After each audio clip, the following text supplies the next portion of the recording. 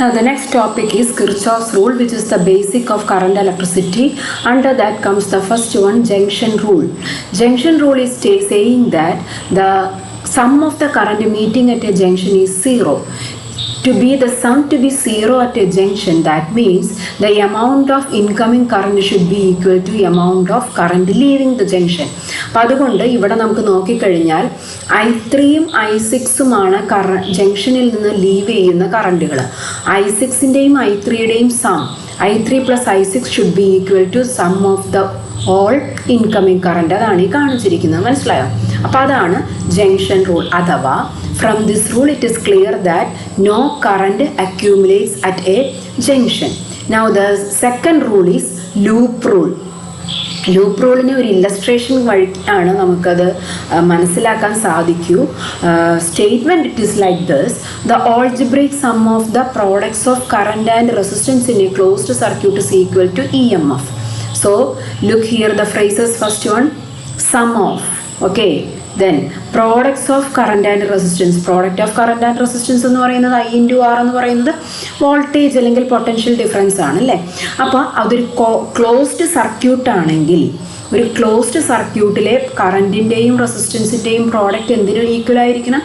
EMFന് equal ആയിരിക്കണം. പിന്നെ ഇവിടെ സം വന്നിരിക്കുന്നത് ആ ക്ലോസ്ഡ് സർക്യൂട്ടിൽ ഒന്നിലധികം റെസിസ്റ്റേഴ്സ് ഉണ്ടെങ്കിലുള്ള കാര്യമാണ്. നമുക്ക് ഈ ഇല്ലസ്ട്രേഷനിലേക്കൊന്ന് പോകാം. ഈ ഇല്ലസ്ട്രേഷനിൽ കാണിച്ചിരിക്കുന്നത് നമുക്ക് നോക്കിക്കേ, രണ്ട് ലൂപ്പുകൾ ഇവിടെ കാണിച്ചിട്ടുണ്ട്. First one is ABCFA. അതാണ് ആദ്യത്തെ ലൂപ്പ്. അപ്പോൾ അത് നമുക്കിപ്പോൾ ഈ പറഞ്ഞതുപോലെ product of current and resistances അനുസരിച്ച് നമുക്ക് നോക്കാം എത്ര ഇത് വരുമെന്ന്. കൂടാതെ നമ്മൾ അതിനകത്ത് ഒരു ഇക്വേഷൻ ഫ്രെയിം ചെയ്യുമ്പോൾ നമ്മൾ ശ്രദ്ധിക്കേണ്ട രണ്ട് കാര്യങ്ങളുണ്ട്. ഒന്നാമത്തെ കാര്യം, നമ്മൾ എടുക്കുന്ന ലൂപ്പിൻ്റെ ഡയറക്ഷനിൽ തന്നെ വരുന്ന കറണ്ടിനെ പോസിറ്റീവായിട്ടും അതിന് വിപരീത ഡയറക്ഷനിൽ വരുന്ന കറണ്ടിനെ നെഗറ്റീവായിട്ട് എടുക്കണം. അതെങ്ങനെയാണെന്ന് പറഞ്ഞാൽ, A to B നമ്മൾ വരുമ്പോൾ എടുത്തിരിക്കുന്ന ലൂപ്പ് ആദ്യത്തത് A to B ആണല്ലോ. A to B വന്നു കഴിയുമ്പോൾ നമുക്ക് കറണ്ട് എന്ന് പറയുന്നത് എപ്പോഴും പോസിറ്റീവ് ഡയറക്ഷനിലാണ്. അഥവാ കറണ്ടിൻ്റെ ഡയറക്ഷനും നമ്മളെടുക്കുന്ന ലൂപ്പിൻ്റെ ഡയറക്ഷനും സെയിം ആയതുകൊണ്ട് അത് പോസിറ്റീവ്. നമ്മൾ നോക്കിക്കേ, C2F ലൂപ്പിൽ പറഞ്ഞിരിക്കുന്നത് CF എന്നല്ലേ. അപ്പോൾ C2F നമ്മൾ എടുക്കുമ്പോൾ നോക്കുന്നത് I2ന് റിവേഴ്സ് ഡയറക്ഷനാണ്. അപ്പോൾ I2 നമ്മൾ എന്തായിട്ട് എടുക്കണം? നെഗറ്റീവായിട്ട് എടുക്കണം. അപ്പോൾ ഈ ലൂപ്പൊന്ന് നോക്കുക. A to B നമ്മൾ വരുമ്പോൾ യു ആർ ഹാവിങ് I1R1 പോസിറ്റീവാണ്. ഇങ്ങോട്ട് വരുമ്പം -I2R2 then you are having cell E2. E2ന് നമുക്കുള്ളത് പോസിറ്റീവ് ടെർമിനലാണ്. +E2 -E1 = 0. ഇക്വേഷൻ എഴുതുമ്പോൾ ദെൻ അത് റീറൈറ്റ് ചെയ്യുമ്പോൾ നമുക്ക് എങ്ങനെ എഴുതാൻ പറ്റും? I1R1 -I2R2 = E1 - E2. Now the next loop is CDEFC. അപ്പോൾ C to D കറണ്ട് മാത്രമേ ഉള്ളൂ. I1 + I2 എന്ന് പറയുന്ന current flowing through the resistor R3.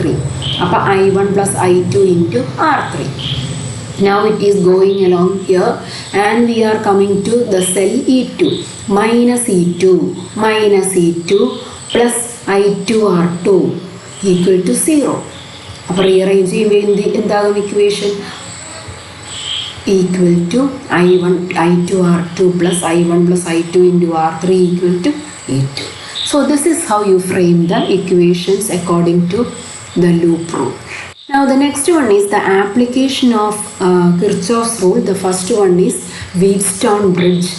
Wheatstone bridge എന്ന് പറയുന്നതും ഇതുപോലെ ഒരു ഫ്രെയിം വർക്ക് ഓഫ് റെസിസ്റ്റേഴ്സ് ആണ്. PQRS എന്ന് പറയുന്ന 4 റെസിസ്റ്ററുകൾ. അതിൽ കൂടെ പോകുന്ന കറണ്ടുകളാണ് മാർക്ക് ചെയ്തിരിക്കുന്നത്. യഥാക്രമം I1, I2, I3, I4. And here we are taking the condition no current flows through the galvanometer. ഗാൽവനോമീറ്ററിൽ കൂടി കറണ്ട് ഇല്ലാത്ത കണ്ടീഷനെയാണ് നമ്മൾ ബാലൻസ്ഡ് കണ്ടീഷൻ എന്ന് പറയുന്നത്. അങ്ങനെയുള്ള ബാലൻസിങ് കണ്ടീഷൻ്റെ ഇക്വേഷൻ ഡിറൈവ് ചെയ്യുമ്പോൾ പോയിന്റ് എയിലെത്തുന്ന കറണ്ട് ഡിവൈഡ് ചെയ്യപ്പെടുകയാണ് I1 ഉം I2 ഉമായിട്ട്. ബിയിൽ കൂടെ പാസ് ചെയ്യുന്ന I1 കറണ്ട് ബിയിലെത്തിയ ശേഷം ക്യൂവിലേക്ക് കടക്കുന്ന കറണ്ടിനെ നമ്മൾ I3 ആയിട്ട് എടുത്തിരിക്കുന്നു. We don't know whether there is current through galvanometer. അപ്പോൾ അതുകൊണ്ടാണ് അത് I3 ആയിട്ട് എടുത്തിരിക്കുന്നത്. ഇതുപോലെ എയിൽ നിന്ന് ആറിൽ കൂടെ പോകുന്ന കറണ്ടിനെ I2 എന്ന് എടുക്കുകയും ഡിയിൽ നിന്ന് എസിലേക്ക് വരുന്ന കറണ്ടിനെ I4 എന്ന് എടുക്കുകയും ചെയ്തു. അത് same reason, whether we don't know whether there is current through galvanometer or not. So take the first loop ABDA. കണ്ടോ, ABDA എന്ന് പറയുന്നത് നമ്മൾ ലൂപ്പ് എടുക്കുന്നു. A to B product of current and resistance എന്ന് പറയുന്നത് I1P. B to D current ഇല്ല. Then D to A I2R equal to 0 എടുക്കാൻ കാരണം ഈ ലൂപ്പിൽ സെല്ല് ഇൻക്ലൂഡ് ചെയ്യാത്തത് കൊണ്ട്. ABDA എന്ന് പറയുന്ന ലൂപ്പിനകത്ത് സെല്ലില്ല. അപ്പോൾ നമുക്ക് കിട്ടി I1P minus I2R equal to 0.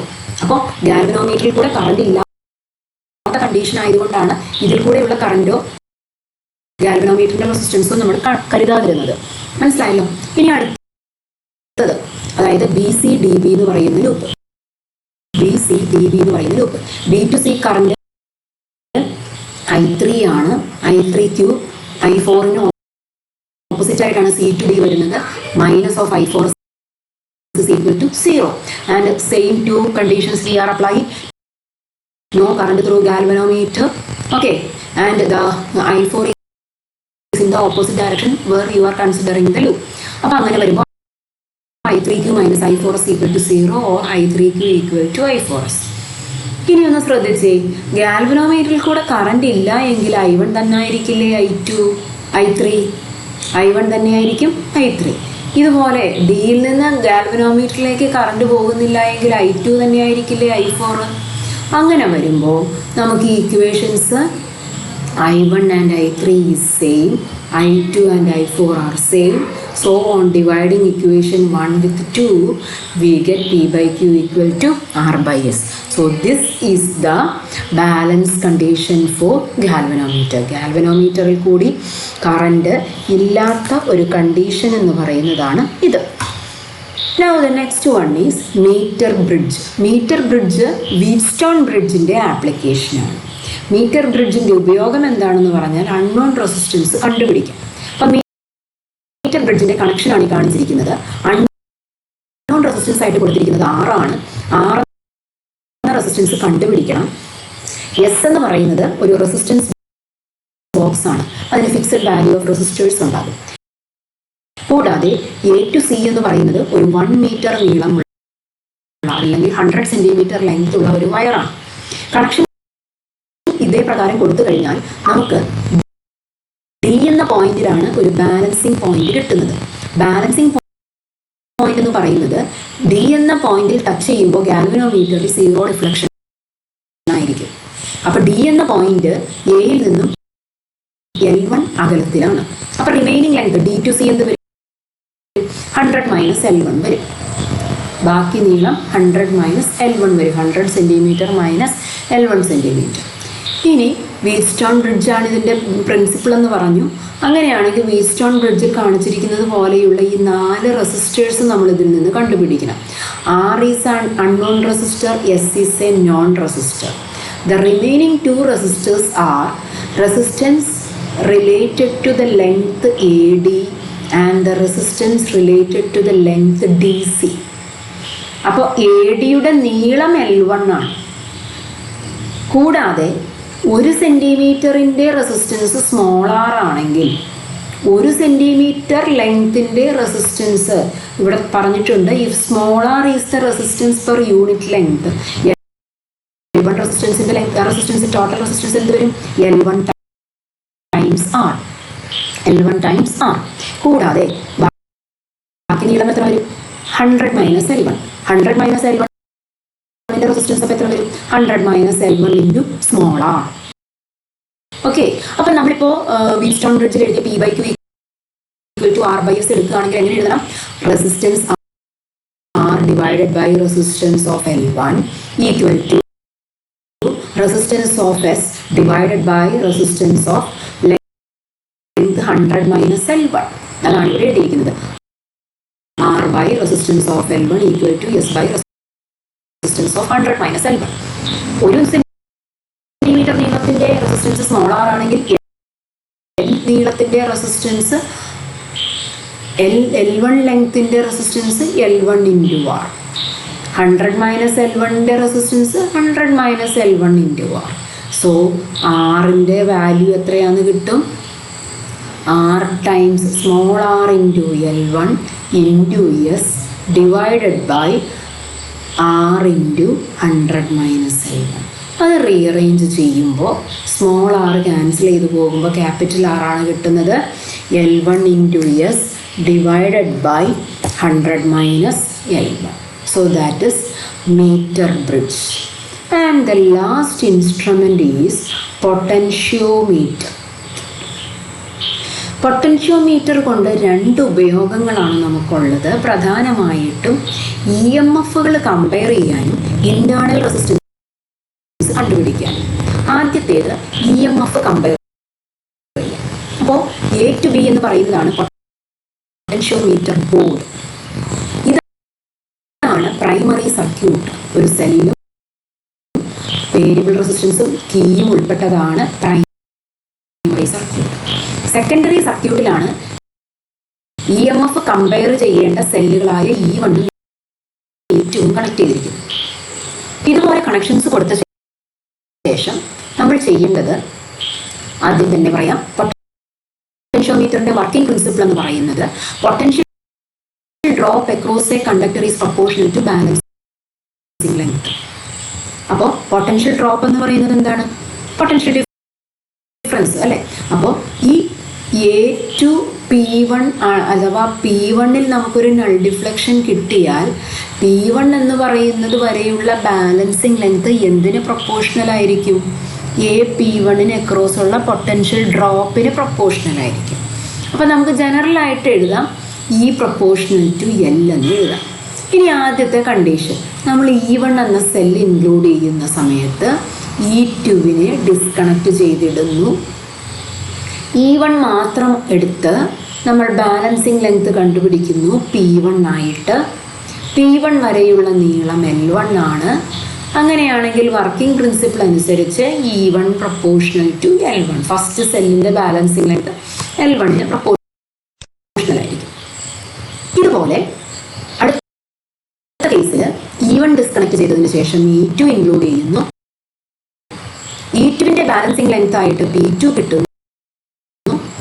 P2 വരെയുള്ള ലെങ്ത് L2 ആണെങ്കിൽ E2 EMFന്റെ ബാലൻസിങ് ലെങ്തിനോട് പ്രൊപ്പോർഷണലാണ്. E2 L2വിനോട് പ്രൊപ്പോർഷണലാണ്.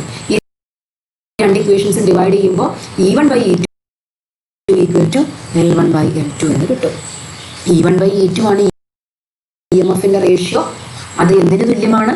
ബാലൻസിങ് ലെങ്തുകളുടെ റേഷ്യോസിന് തുല്യമാണ്. So that is the use of potentiometer to measure to compare the EMFs. Now the next use is to find the internal resistance of the cell.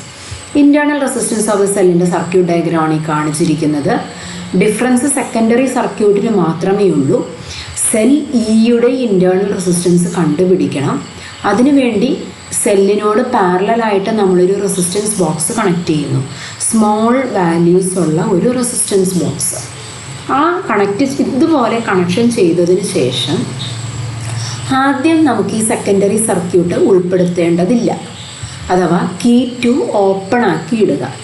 Key K2 open ആക്കി ഇടുമ്പോൾ secondary circuit is not included. So only the primary circuit is included. You are finding the balancing length at N1. അപ്പോൾ എന്താണ് നമ്മുടെ പ്രിൻസിപ്പിൾ? E proportional to L. E proportional to L ആണ് നമ്മുടെ working principle of potentiometer. And what is EMF? EMF is capital I into small r plus capital R. നേരത്തെ നമ്മൾ terminal potential ഡിഫറൻസും lost വോൾട്ടും ഒക്കെ പഠിച്ചപ്പോൾ നമ്മൾ പഠിച്ചതാണ് ഇക്വേഷൻ ഫോർ EMF. ഈ I into R plus R is proportional to L1. That is the first case. Now you insert K2 so that we can include the secondary circuit or the cell whose internal resistance has to be measured. അങ്ങനെ insert ചെയ്തതിന് ശേഷം resistance ബോക്സിൽ നിന്ന് ചെറിയ value resistance എടുക്കുക. അതിനുശേഷം balancing length ആയ N2 കണ്ടുപിടിക്കുക. N2 എന്ന് പറയുന്ന ബാലൻസിങ് ലെങ്ത് L2 ആയിട്ട് എടുത്തു കഴിഞ്ഞാൽ ഇന്റേണൽ റെസിസ്റ്റൻസ് സഫർ ചെയ്യുന്ന ഒരു സർക്യൂട്ടിൽ നമുക്ക് കിട്ടുന്നത് ടെർമിനൽ പൊട്ടൻഷ്യൽ ഡിഫറൻസ് ആയ ക്യാപിറ്റൽ V ആണ്, which is equal to I into R, or I into R is proportional to L2. So mark this equation as second one, the second equation. Now divide the first with the second one. I and I cancel out. R plus R divided by capital R equal to L1 by L2. Rearranging small r, which is the internal resistance, is equal to capital R into L1 by L2 minus 1. So this is how you calculate internal resistance of a cell using potentiometer. Okay.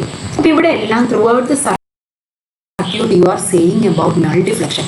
N1 എന്ന് പറയുന്ന point വയ്ക്കുന്ന സമയത്ത് ആദ്യം null deflection ആണ്. N2 എന്ന് പറയുന്ന സ്ഥലത്ത് നമുക്ക് കിട്ടുന്നത് ഒരു ബാലൻസിങ് പോയിന്റ് ആണ്, അല്ലെങ്കിൽ നൾ ഡിഫ്ലക്ഷൻ ആണ്. എന്താണ് ഈ നൾ ഡിഫ്ലക്ഷൻ എന്ന് പറയുന്നതിന് അർത്ഥം? ഗാൽവനോമീറ്റർ എന്ന് പറയുന്ന ഇൻസ്ട്രുമെന്റ് കറന്റിന്റെ പ്രസൻസ് ഡിറ്റക്ട് ചെയ്യുന്ന ഇൻസ്ട്രുമെന്റ് ആണ്. ഗാൽവനോമീറ്ററിന് നൾ ഡിഫ്ലക്ഷൻ അഥവാ ഡിഫ്ലക്ഷൻ ഇല്ല എങ്കിൽ കറന്റ് ഇല്ല എന്നാണ് അർത്ഥം. ഗാൽവനോമീറ്ററിലൂടെ ആ സമയത്ത് കറന്റ് ഇല്ല. ഏത് സമയത്ത്?